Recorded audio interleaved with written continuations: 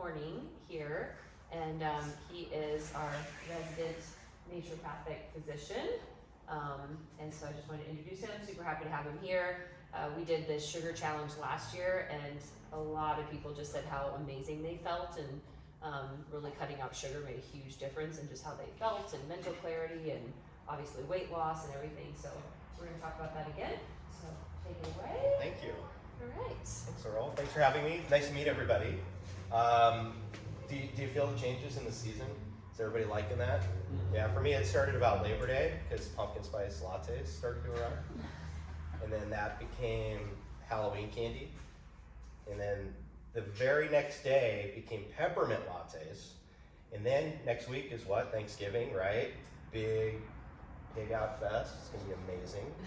After that, between Thanksgiving and Christmas, well, office parties, lots of baking sweets, thank yous for people, right? And then we party our butts off on New Year's Eve.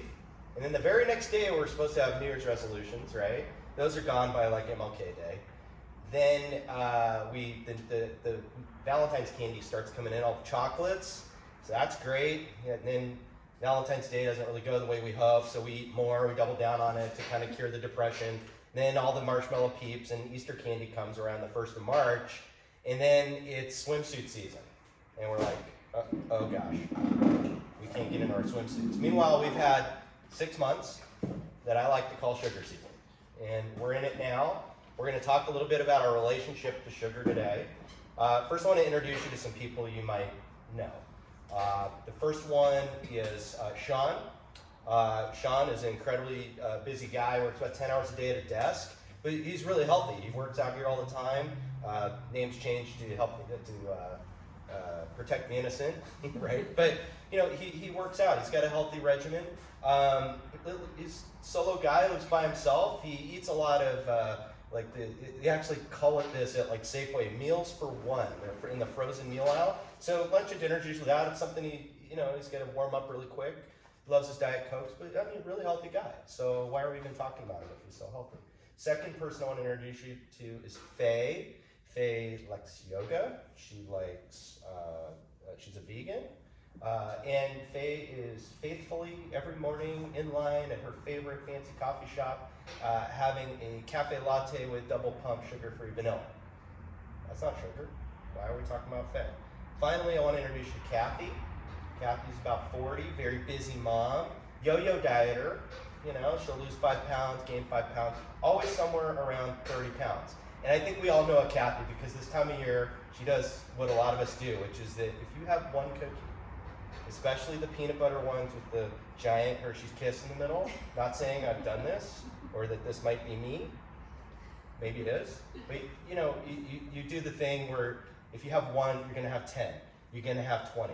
And you do the little dance at the holiday parties where you're just gonna be modest, you're just gonna have 1 or 2. And then you kind of go around, and then those are gone. Oh, they have cookies, like you never saw them before, right? And then you have 1 or 2, and then by the end of the night, you've had a whole bunch. Well, why is that? Why would Kathy do that to herself? You know, what's the mechanism though? What's that relationship all about? And that's what we're going to talk about today, our relationship to sugar. We all have one. I mean, do we know people like those 3, right? I mean, I think I might be all 3 of them. You know, but like we would all say that those are normal people that we all know, and we wouldn't like even think about it. But we all have a different relationship to sugar. Sometimes we know about it. I think that's the crazy thing about sugar, right? We know what's coming. We know there's going to be candy canes. We know there's going to be cookies. We know there's going to be like marshmallows on yams at Thanksgiving, and that's all good. We know it. But so why do we have these weird relationships with sugar? So we're going to talk a little bit about that today, and we're also going to talk about like what sugar actually is. So sugar's just a word that we throw around, right? But what is it actually? What does it do to our bodies? What's good about it and what's bad about it? Why is it so demonized?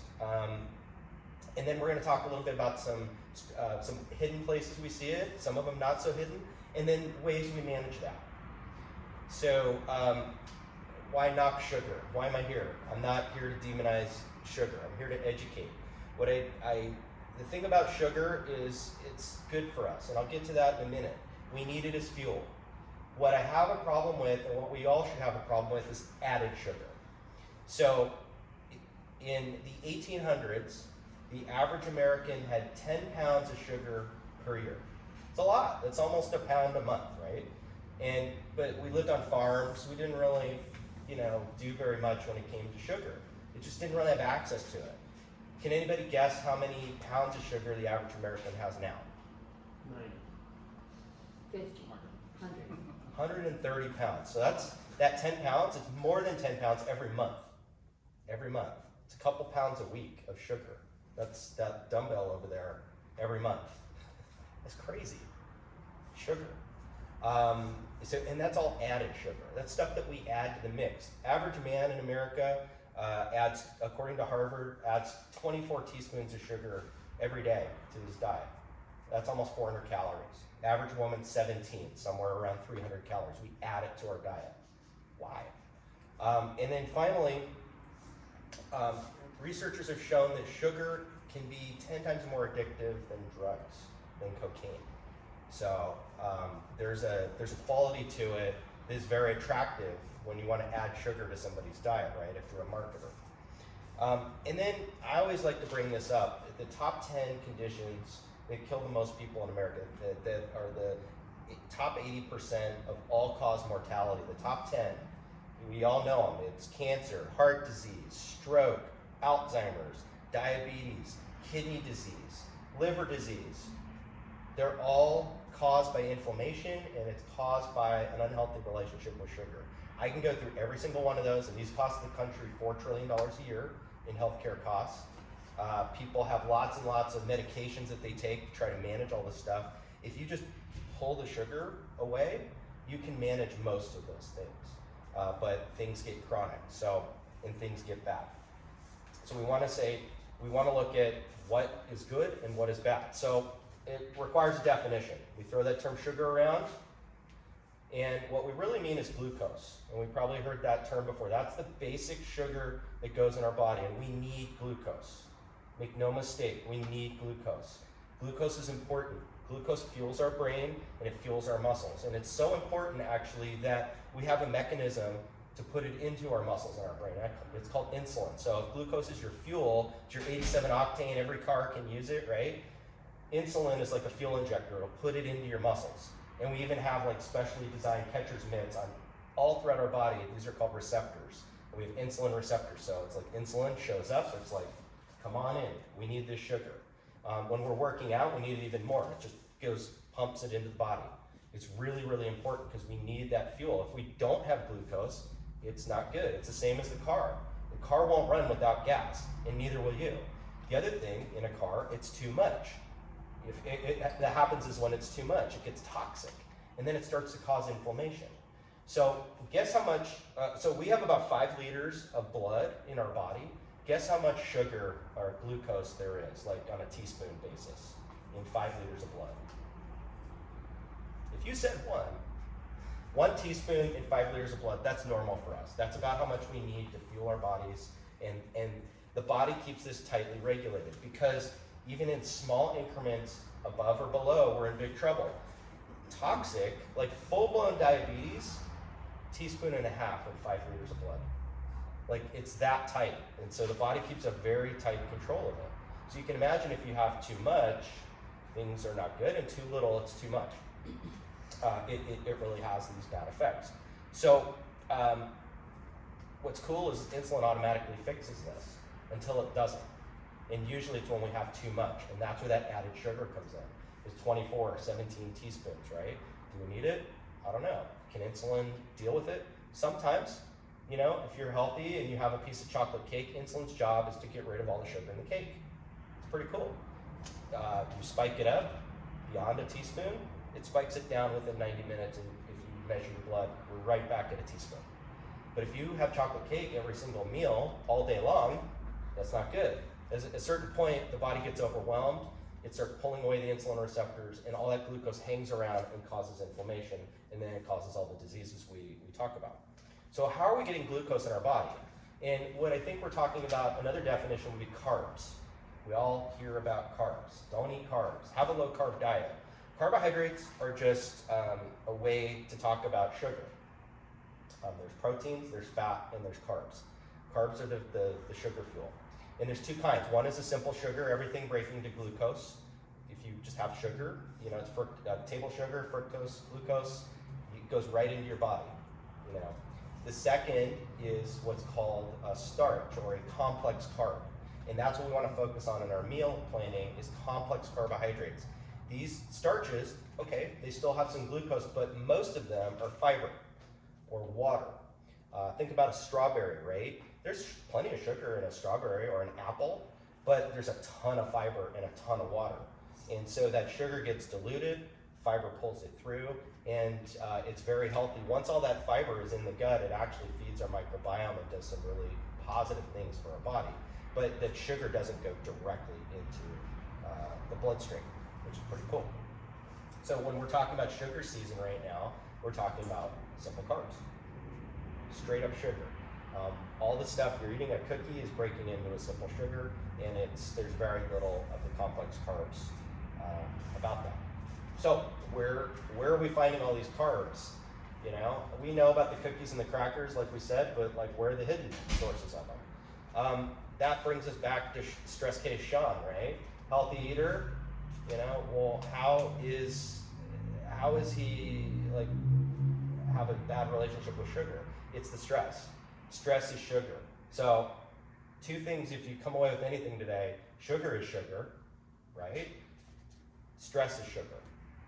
How can that be? Okay, we have two nervous systems. One is a fight or flight, run away from the bear that's chasing you, and the second is just rest and digest. In the fight or flight nervous system, when we're stressed out, it does something. It pumps our adrenaline so we can run away, really important. And then it starts moving all that sugar into our muscles and our brain because we need that to keep running on a prolonged basis. Well, Sean sits at his desk 10 hours a day. What's he running from? An email? His boss saying something? Well, you're just sitting there. So what ends up happening is all that sugar gets dumped from there's a hormone called cortisol. It dumps all this stored sugar out of the liver, and then it goes in the body, and it just sits there. Insulin gets rid of it, no doubt, it pulls it away, but if you're doing this all day long, or if you're in a sympathetic nervous system, fight or flight, all day long, you're just dumping sugar all day long. So stress is sugar. That's how stress can become sugar. Second is, so that's Sean. That's why Sean has a spare tire. Because on a prolonged basis, what happens, insulin's gonna they're either gonna use the fuel, put it in your muscles, or it's gonna be like, wow, we're still running from a lion or a bear here. We need the best sources of fuel available if this lasts for a really long time. And what's the best source? It'll turn it into fat. This is long-term storage down here. But that's also why we carry it, here. It's efficient. It's not in our legs. We're running away. So the body stores it in the most easiest places, and it's around our waist. So if you're here in the gym and you're working out all the time and you have all these really healthy habits, but you kind of have a spare tire going on, look at your stress, because stress is dumping sugar. And the more you get control of your stress, the more you get control of sugar. And that's why it's like the most insidious hidden source of sugar. Second, coffee. So we talked about Faye and her double pump sugar-free latte, and I'll get to the fake sugar component of that in a minute, but coffee is stress, and stress is sugar, right? We all love a cup of coffee, or a cup of tea in the morning, which is great. But one thing we need to be aware of is cortisol, that hormone I mentioned, also wakes us up in the morning. And we need to let it wake us up and get us going. If we have a cup of coffee, it's using all that cortisol and it's squishing it back down. So we're never really fully waking up. And then what happens is we get tired because we don't have enough cortisol and we're constantly in this adrenaline state from coffee. And we'll talk about what to do about this at the end. And so coffee starts spinning out all of this sugar dump from the liver. The other thing about coffee, and this is where Faye comes in, we're adding a bunch of stuff to it. Cafe latte has milk in it, lactose, it's sugar. If you go to Europe, they have espressos and cappuccinos, and they're literally like this big. Ours are venti 20 ounce, no problem, iced latte, fill in the blank. And then the fake sugar. We're not fooling the body. It's great, no calories, Awesome marketing, right? Well, it still goes through the same process. So it might not turn it into calories or necessarily any energy, but it's still going through the exact same process. It says, ooh, it's sweet. We're going to do this and we're going to do that. And our microbiome responds to that as well. The other thing is that you got to be aware of sugar spikes, right? So that coffee, or let's say that double pump, vanilla latte, right? Your sugar's going to go up, whether it's fake or real. It's just going to go whoop. It's like eating that chocolate cake, and then it's going to go down. So any lift you're getting from that cup of coffee is going to crash, like after lunch. It's going to what goes up has to come down because insulin's going to pull it down. It sees it as dangerous. It's too much sugar. Remember, half a teaspoon. That's it in the blood. That's all it takes to get all the way elevated to something full blown. So that becomes very important. Processed foods. This is where, again, Sean comes into the mix. Those meals for one, those frozen meals, they're great. They're very balanced. They have protein in them. They have fat. They're balanced. They're right there. You just toss them in the microwave and make them. They're very convenient. But what's a good way to have a regular customer for something like that? Add sugar to it. They add sugar to things that don't really need to have sugar added to it. Usually it's sauces, salad dressing. How could salad dressing have a lot of sugar in it? Well, if you look closely, there's a ton of sugar in salad dressing. So the best course is to make your own, just vinegar and oil. And then if you compare that to what's on the labels, I think you'd be really surprised at how much sugar gets added to the salad dressing. Because who likes veggies, right? Who likes salad? In the words of like Bart Simpson, you don't make friends with salad, right? But we add all the sugar on top of it to make the salad palatable. Exactly. So, and then, Laurel makes actually a very good point. The most potent combination in processed food is fat and sugar. Think about a donut. Donut has sugar on top. They have crunchy things. Crunch also, we have a certain decibel in the brain that researchers know will make us addicted to things like chips. So there's a crunch, right? It's full of sugar on top, and then it's fried fat, and it's more carbs underneath. And so those combinations are some of the most delicious foods you can think of. It's fried foods and sugar, and then that goes right into the body, and it's like, it's the sweetest thing ever. And that's great for a special treat once in a while, but on a day-to-day basis, it's not going to be good for your health goals. Another hidden or not so hidden source, juice. We talked about apples, right? If you squeeze that apple down to just the juice, there's no fiber or anything to carry through those nutrients or dilute that sugar. It goes right into your body. And that's not glucose, it's a different form of sugar called fructose. And it goes right to your liver. It has the same processing mechanism as alcohol. It just goes straight to the liver. And when the liver gets overwhelmed, it just shoves it off in the corner and starts to turn it into fat. And it says, well, we're going to put this fat right here. We're not going to put it here. We're going to put it right next to the liver. And then eventually it just kind of grows around, and you get what's called fatty liver disease. And you can get the same fatty liver disease, which used to be only like hardcore alcoholics. Now you can get that same fatty liver disease by eating poor diet added with a ton of added sugar in it. I mean, think about that for a minute. It's crazy. We have you can get it from diet, the same thing you can get from ingesting alcohol on a hardcore basis. These are things that we see in the hospital. But let's talk about Kathy. Like, why would she keep holding 30 pounds all the time? Her bugs told her to do it. She has a native yeast called Candida. Candida loves sugar. It's how we make all our foods. We ferment them like cheese. They add yeast to it to swallow up all the sugar. Alcohol, same thing. Kombucha, any fermented food, they add a yeast starter. Sourdough bread, it swallows up all the sugar. Well, we have bugs in our gut, and when they get too much sugar, they love it and they expand. And then they start spinning off symptoms. And so when Kathy does a challenge and she's like, I probably shouldn't eat that, or I'm just gonna have one, and then she's eating 10, she's feeding the bugs. They're going, go, do it, eat it, we love it, it's great. And they won't let her ever get off the sugar. So she'll lose 5 pounds and then she'll gain it all back because we didn't get rid of the root cause, which was the yeast, right? And so a lot of times we have to kind of push through some of these things. Also, sugar blunts the immune system. So when we go back, what I see a ton in the clinic, and it's what I see a ton of in the clinic is this time of year everybody gets colds, right? I'll tell you the last 3 years, COVID, for instance, it has the exact same pattern, and it's sugar season pattern. It's Labor Day, everybody gets together. October, everybody gets together. Thanksgiving, Christmas, New Year's, and then by mid-January, end of February, it's kind of off again. Spring break, Memorial Day, 4th of July, you know, and then it's right back to it's all 3 years, same pattern, when it was more virulent and now. We're starting to see it more. Why? Sugar blunts your immune system for 4 to 6 hours. So it's no question that when things get cold and we go to parties and we're indoors and then we eat a bunch of sugar on top of it, our neutrophils and all the white blood cells that respond to bacteria and viruses and other things, they're suppressed for 4 to 6 hours. So now your immune system's not responding, in comes the bacteria, and it's having a good time, at least for 6 hours, okay?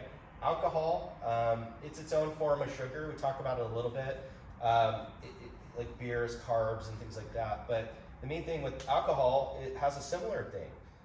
It takes 24 hours for a woman to start processing fats after having a lot of alcohol.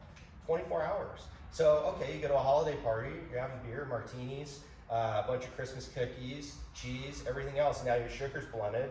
Your alcohol's not processing fat. So whatever you know, you're courting bacterial illness, number one, and then whatever fat you're making from or whatever goals that you have, you're not actually achieving those goals because alcohol's suppressing everything for it's suppressing your system for another 24 hours. So you get a double whammy of sugar and alcohol. Alcohol by itself doesn't have that much sugar in it unless you're adding to it, you know. But it does have that effect of, you know, reducing your immune function. So now you're layering sugar on top of that, and you have a double whammy. So be very careful of that. Dr. Will, this yes. is one of the reasons that I'll always tell new clients who have like a daily wine habit. Yes. Just at least go every other day. Yeah. Because your body has to rid itself of the toxin before it can really work on your other macronutrients. Exactly. And you bring up another really great point too. Wine interferes with sleep. So you need sleep to recover.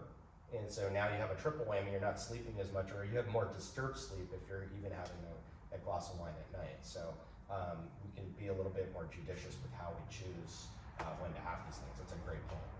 All right, so what do we do about all this? Yeah, go ahead. Question related to the wine. If Yeah. you have just like shot glass full, just a little bit of wine, are you still going to get the effect of interrupted sleep, or does the quantity, I mean, if it's a small enough quantity, can you get away with that, or are you just better off not doing it altogether? I think it depends, but you're still gonna have, so wine's an interesting conundrum unto itself. Like the alcohol in it is the toxin that we're always talking about. We get a kind of a lift from, you know, we relax, and then they're kind of at odds with each other. We get to relax, which does some good things for us, but we also are processing the toxin. So we're talking about when you're processing the toxin, that might interfere with sleep. Dose makes the medicine, so it's hard to say, but generally if you avoid it, you tend to have better sleep. In this instance, it's just kind of holding things down for at least a day until it gets rid of the toxin and interrupting the metabolic cycle. So that's a really good question. What do we do? You know, how do we attack this 21-day challenge? What's a good way to do it? I will first say that 21 days sounds like a lot. It's not. It's actually more like 3 or 4. The rest is going to be a lot easier, but you got to be very mindful, and that'll be one of the strategies we talk about. The number one thing you can do to alter your relationship with sugar is have a plan. You have to have a healthy eating plan, and I'm emphasizing plan, because if you don't plan, you're gonna run into these issues, right? And so let's talk about some of those ways to plan. Number one, you need to make a menu and cook most of your food at home. And they can help you with this here at TriFit.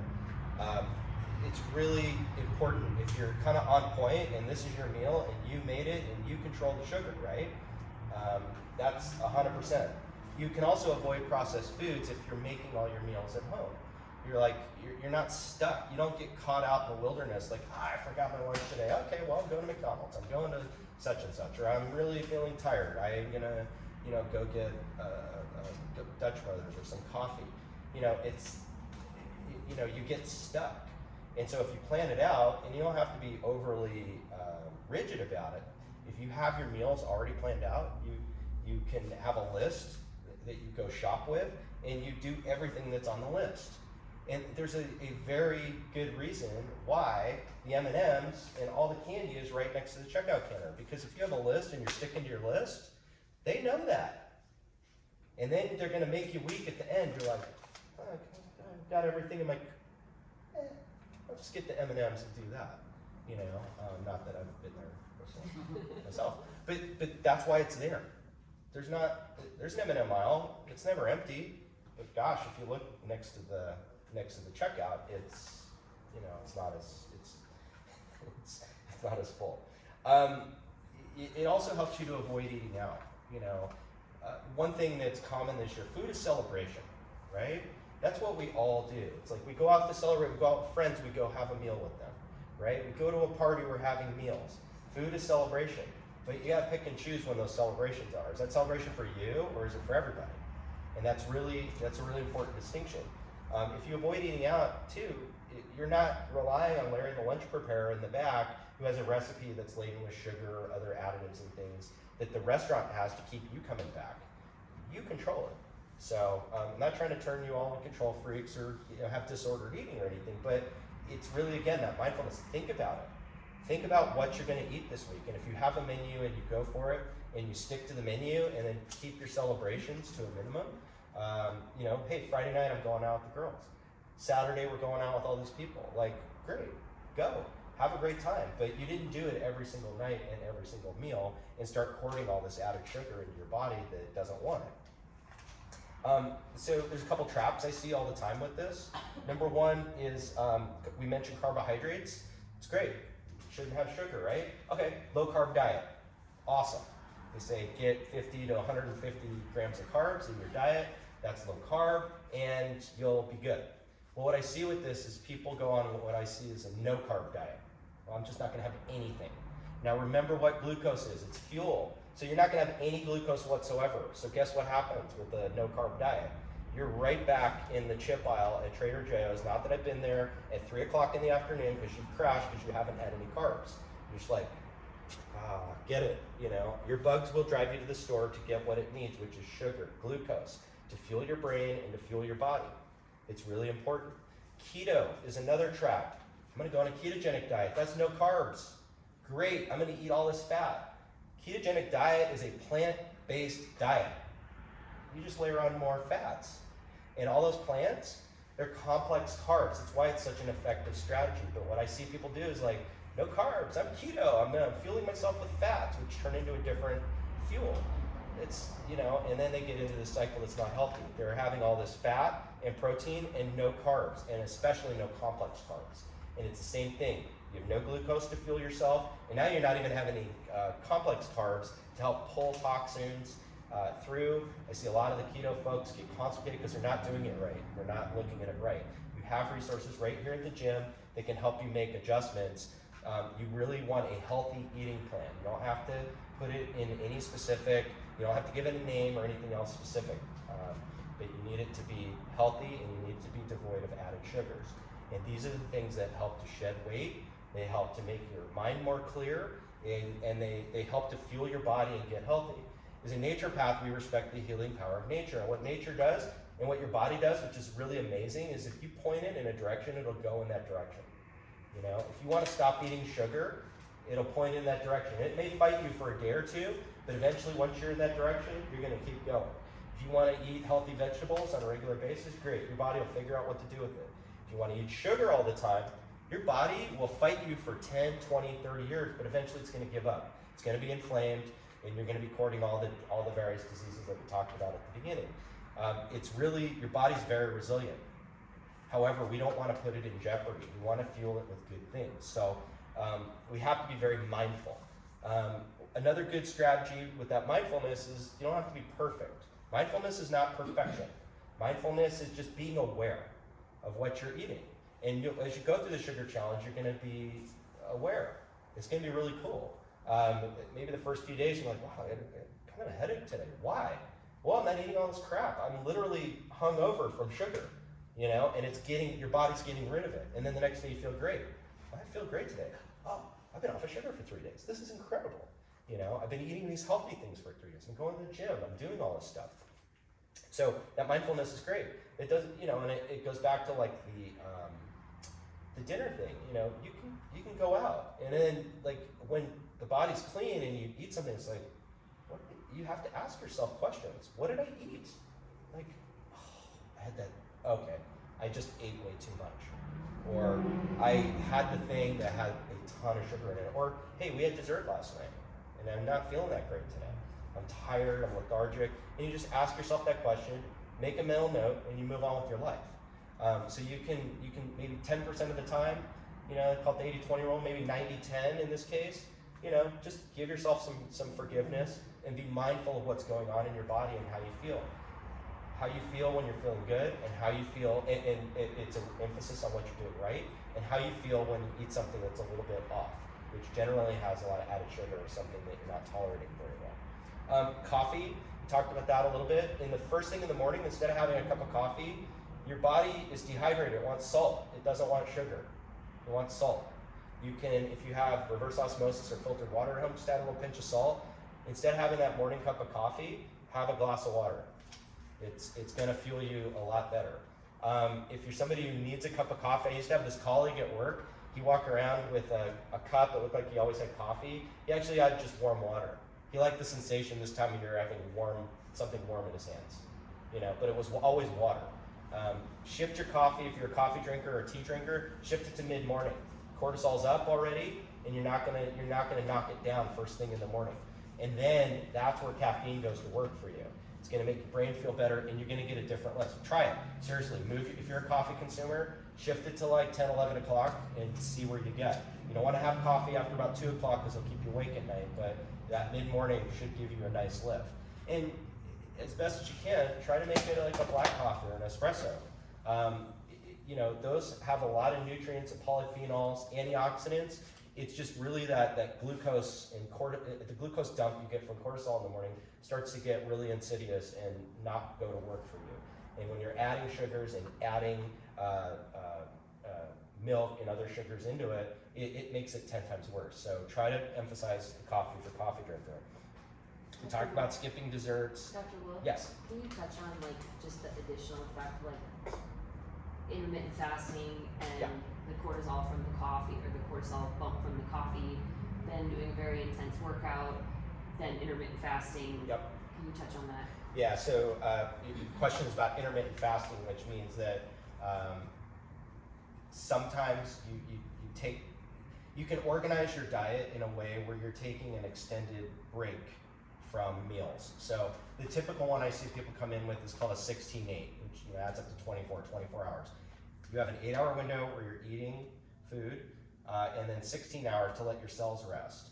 So the biggest mistake I see with intermittent fasting is I'll always ask for a diet recall when we do our visits. And I say, what do you eat any particular style diet? I intermittent fast. Great.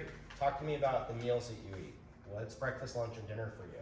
I skip breakfast, and then I have lunch and dinner, and that's it. So now you've eliminated 400, 500, 600 calories of meal, and again, that also includes carbs, and you're getting less carbs and you're starving.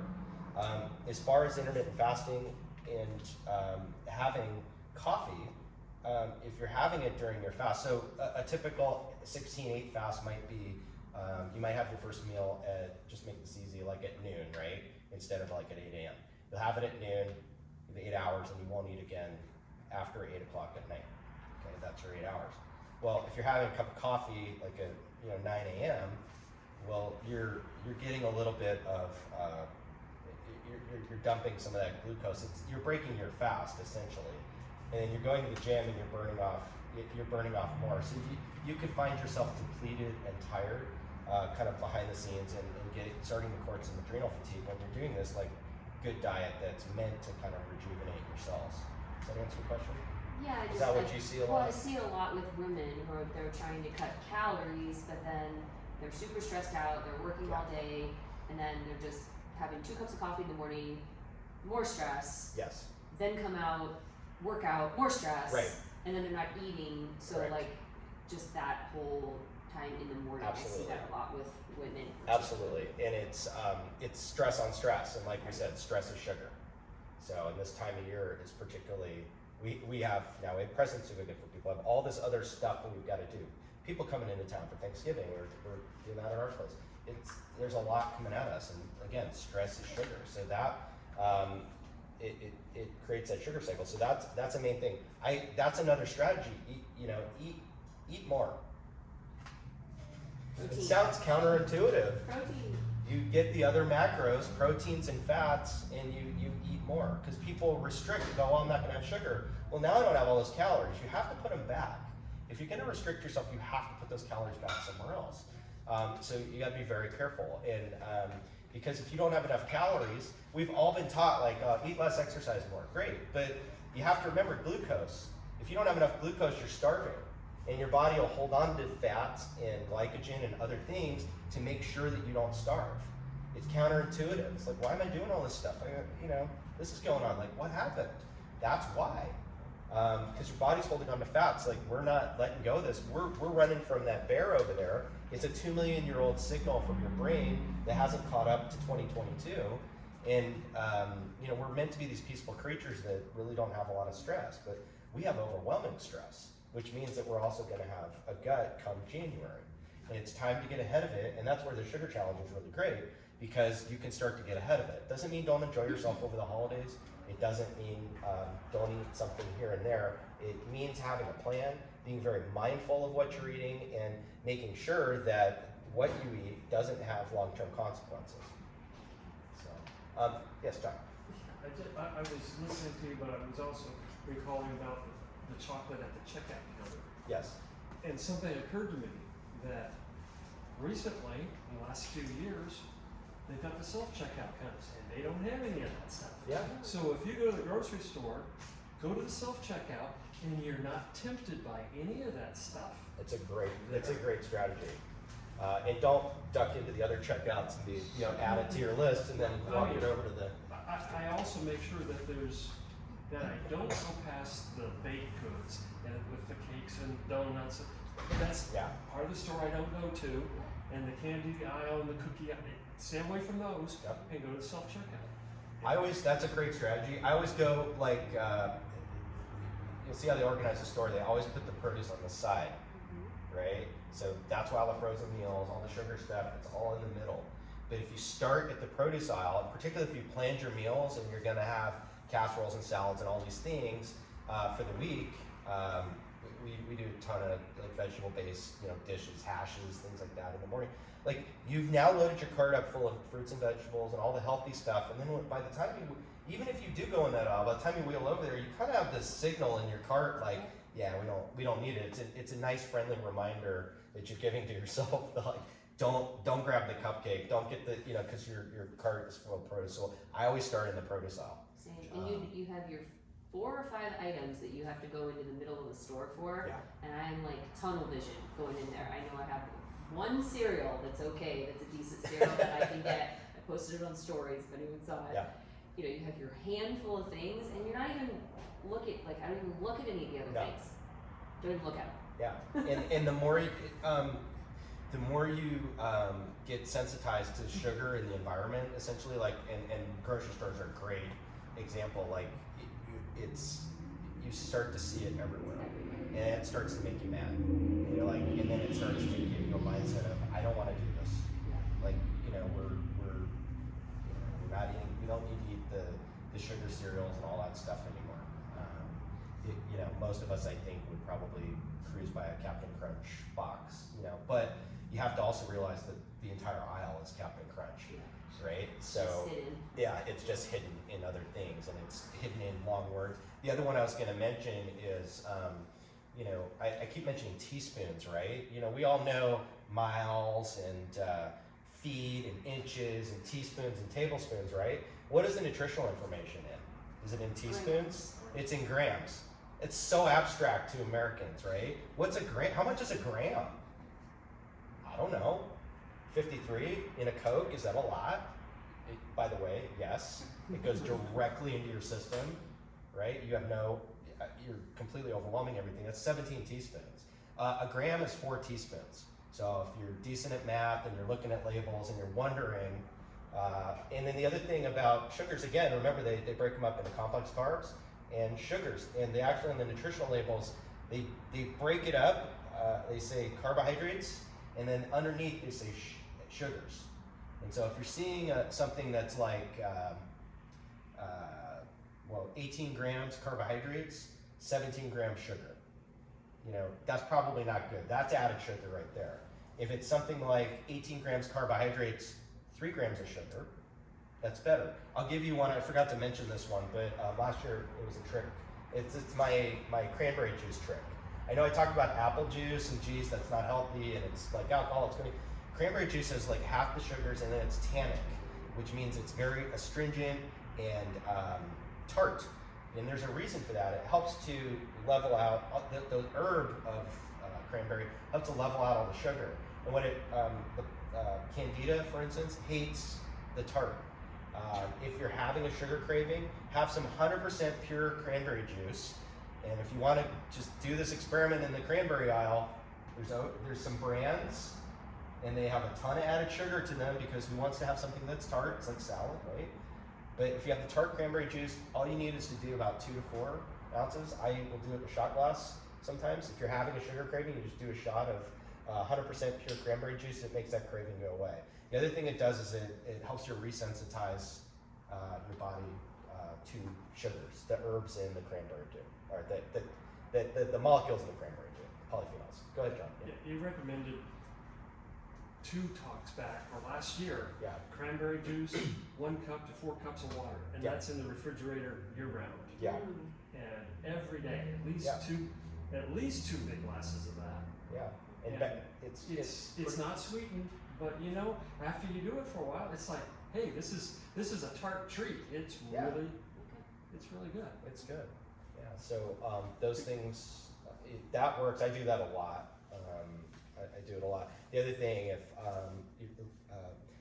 the ladies who get lots of UTIs, cranberry juice is amazing. The bacteria that cause that are kind of like the little burrs and stickers you get hiking. They just kind of, it's like Velcro. They hook up against the walls. But when you have cranberry juice, it just kind of takes the burrs off. It just cleans everything out, your kidneys and your ureters, and it's a really potent thing to keep UTIs at bay. Yes. Can you touch a little more on the yeast and fermented things? You were starting to talk about like sugar cravings at parties and coming back around to the table. Yeah, well, 2 great questions about yeast and sugar cravings. So sugar cravings are sugar cravings because sugar is very addictive just by itself, but yeast will intensify that. The thing that yeast does, it'll interrupt all the signals to your brain to to get rid of sugar. It also will bloat us and make us, it just won't make you feel very good.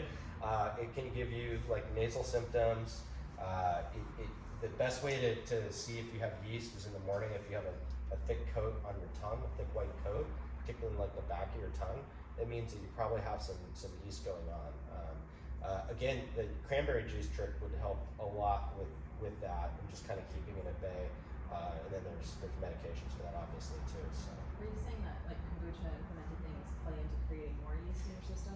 No, fermented things are good for your gut in general. Yeah, especially the things that you're talking about, kombucha, sauerkraut, beet kvass, things like that. They're all very good for your gut. They feed the bacteria in your gut. So the way that we make a lot of the fermented foods though is there's a yeast starter, and the way you start the yeast to make the reaction is you add a little sugar to it, and then it kind of sucks all the sugar out, turns it into the fermentables, and that's where we get the deliciousness and the bubbly feeling in kombucha.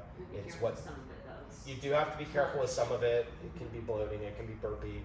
If you're gonna go on the fermented foods or add a lot of fiber to your diet, start small and work your way up. And when you do that, the gut can catch up and start to feel pretty good. It's like if you were just to go to the store and get a whole thing of kombucha, you're probably gonna be gassy and burpy and not know what to think of it, and sometimes downstream effects of that too. Any other questions? Well, great. Well, I wish you all well on the sugar challenge. It's awesome. Like I said, that push through. If you got a day or two it's more challenging, and it'll make the 21 days more manageable. The main thing is to make sure that you examine your own relationship with sugar and do what it takes to move the added sugars out of your diet. It'll really help all of your goals, and I think it'll make you feel a ton better. So thank you everybody this morning for coming out on Sunday. I know we're not usually here on Sundays, so I really appreciate you coming out on a Sunday morning, and I'm around if you have any questions. Yeah, so just real quick guys, so Dr. Wool is one of the doctors at Chambers Clinic, but he also has a little bit of time dedicated to our clients here, like kind of for specific things. So if you feel like you just want to work with him on like a one-off basis, have him look at some labs for you. If there's something going on, he is doing those, and it's $175. Is that right? Generally. Yeah. and then if we need to pull specific labs, like what were some of them? Oh, just like hormone panels and more general labs that you might do with your primary care doctor every year, those sorts of things. Food sensitivity. Food sensitivity, there's lots of different specialty labs we can run, but yeah, food sensitivity is usually the easiest one. Really, it's just about having a conversation on areas you're stuck, and sometimes it goes beyond the trainers and nutritionists here, and sometimes it's hormonal or something that we can test to help them out in helping you achieve your goals. So, I did have one other thing. So the sugar challenge is 21 days. And I have had some feedback from clients that are like, oh my gosh, I've got this party and this going on and I can't have anything. And do you have any thoughts on technically you get one treat a week. If you chose to do that, you can do that and still, complete it.